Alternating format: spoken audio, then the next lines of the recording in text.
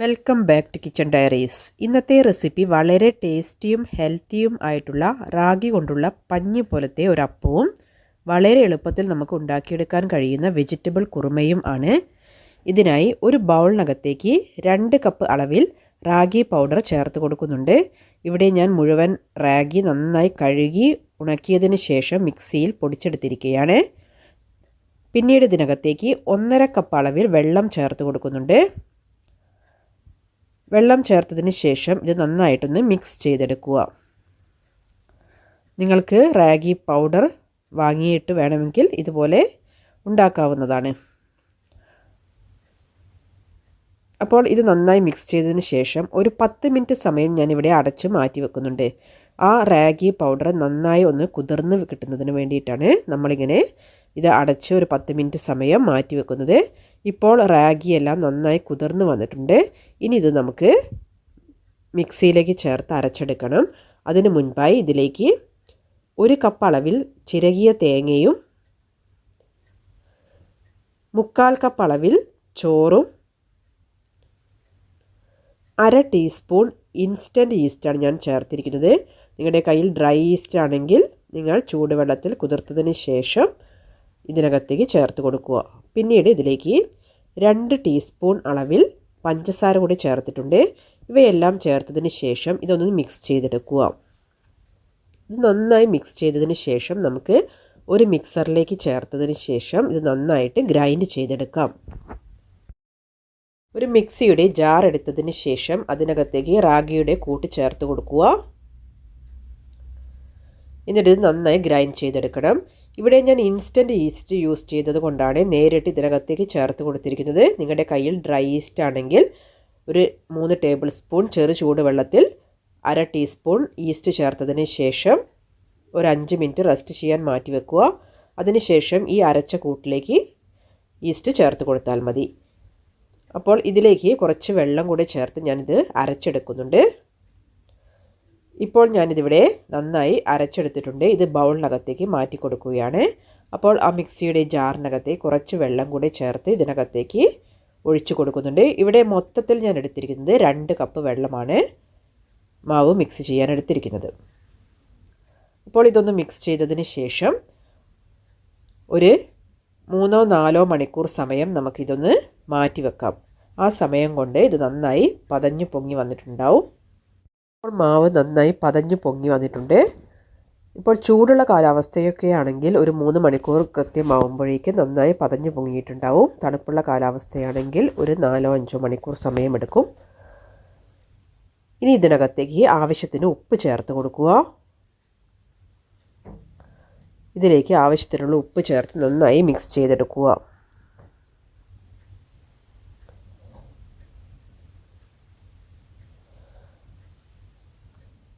ഇപ്പോൾ മാവ് ഞാനിവിടെ നന്നായി മിക്സ് ചെയ്തെടുത്തിട്ടുണ്ട്. ഇനി ഇത് നമുക്ക് ഒരു പാനിലേക്ക് ഒഴിച്ച് ചുട്ടെടുക്കാം. ഒരു പാൻ അടുപ്പിൽ വെച്ച് ചൂടായതിന് ശേഷം അതിനകത്തേക്ക് ഓരോ തവി മാവ് വീതം ഒഴിച്ചു കൊടുക്കുക. ഇപ്പോൾ മാവ് ഒഴിച്ചതിന് ശേഷം ഒരു 2 മിനിറ്റ് സമയം നമുക്ക് വെയിറ്റ് ചെയ്യാം. അതിന് മുകളിൽ ബബിൾസ് വരുന്ന സമയം വരെ ഒന്ന് വെയിറ്റ് ചെയ്യുക.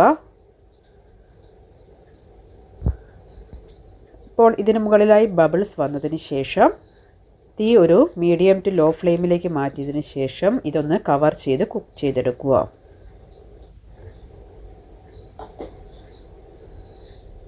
ഇപ്പോൾ നമ്മുടെ പഞ്ഞിയപ്പം ആവശ്യത്തിന് കുക്കായി വന്നിട്ടുണ്ട്. ഇത് ഞാനിവിടെ ഒരു പ്ലേറ്റിലേക്ക് മാറ്റി വെക്കുന്നുണ്ട്. വളരെ സോഫ്റ്റായിട്ടുള്ള ഒരു അപ്പം തന്നെയാണിത്. ഇതുപോലെ തന്നെ ബാക്കിയുള്ള മാവ് കൊണ്ട് ഞാനിവിടെ പഞ്ഞിയപ്പം ചുട്ടെടുക്കുന്നുണ്ട്.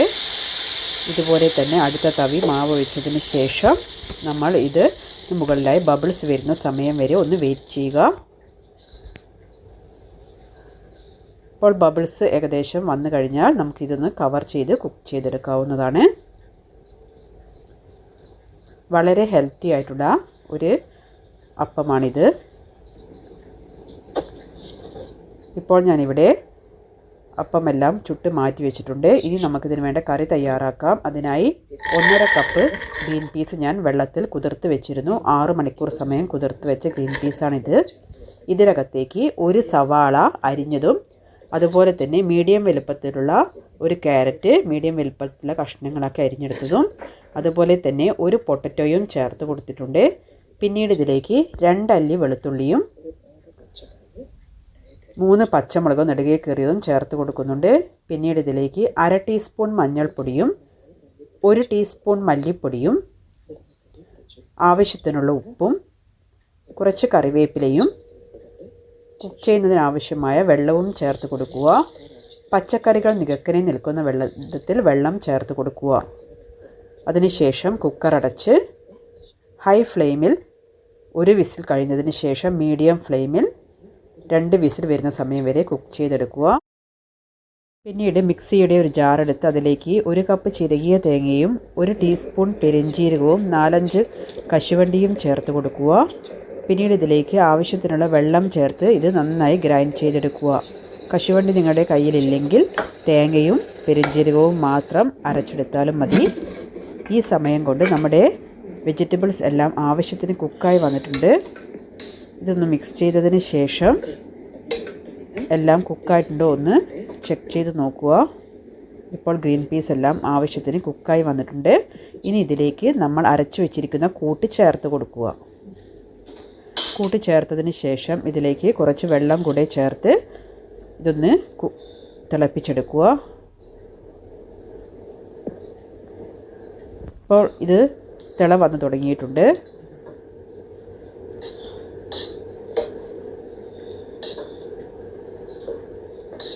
വളരെ ടേസ്റ്റി ആയിട്ടുള്ള ഒരു വെജിറ്റബിൾ കുറുമയാണിത്. വളരെ എളുപ്പത്തിൽ നമുക്കിത് ഉണ്ടാക്കിയെടുക്കാനും കഴിയും. ഇതിലേക്ക് ആവശ്യത്തിന് ഉപ്പുണ്ടോ എന്നെല്ലാം ചെക്ക് ചെയ്തതിന് ശേഷം ആവശ്യത്തിന് ചേർത്ത് കൊടുക്കുക. ഇതിലേക്ക് 1/2 ടീസ്പൂൺ പെരിഞ്ജീരകവും 1 ടീസ്പൂൺ കുരുമുളക് പൊടിയും ചേർത്ത് കൊടുക്കുന്നുണ്ട്. ഇതിലേക്ക് എരിവ് അധികം ആവശ്യം ഇല്ല എന്നുള്ളവർക്ക് 1/2 ടീസ്പൂൺ മാത്രം കുരുമുളക് പൊടി ചേർത്ത് കൊടുത്താൽ മതി. ഇപ്പോൾ നമ്മുടെ വെജിറ്റബിൾ കുറുമ ഏകദേശം ഇവിടെ തയ്യാറായിട്ടുണ്ട്. ഇനി ഇത് നമുക്ക് താളിച്ചെടുക്കാം. ഇതിനായി ഒരു പാനിലേക്ക് 2 ടേബിൾ സ്പൂൺ വെളിച്ചെണ്ണ ചേർത്ത് കൊടുക്കുക. പിന്നീട് ഇതിലേക്ക് 1 ടീസ്പൂൺ അളവിൽ കടുക് ചേർത്ത് കൊടുക്കുക. കടുക് പൊട്ടിയതിന് ശേഷം ഇതിലേക്ക് കുറച്ച് കറിവേപ്പില കൂടി ചേർത്ത് കൊടുക്കുന്നുണ്ട്. ഇനി ഇതിൽ നമുക്ക് കറിയിലേക്ക് ചേർത്ത് കൊടുക്കാവുന്നതാണ്. ഇപ്പോൾ വളരെ ടേസ്റ്റി ആയിട്ടുള്ള പഞ്ഞിയപ്പവും അതുപോലെ തന്നെ വളരെ ടേസ്റ്റി ആയിട്ടുള്ള വെജിറ്റബിൾ കുറുമയും ഇവിടെ തയ്യാറായിട്ടുണ്ട്. നിങ്ങളെല്ലാവരും ഇതൊന്ന് വീട്ടിൽ ട്രൈ ചെയ്ത് നോക്കുക. ഇഷ്ടമായാൽ ലൈക്ക് ചെയ്യുക, ഷെയർ ചെയ്യുക, സബ്സ്ക്രൈബ് ചെയ്യുക. Thank you for watching.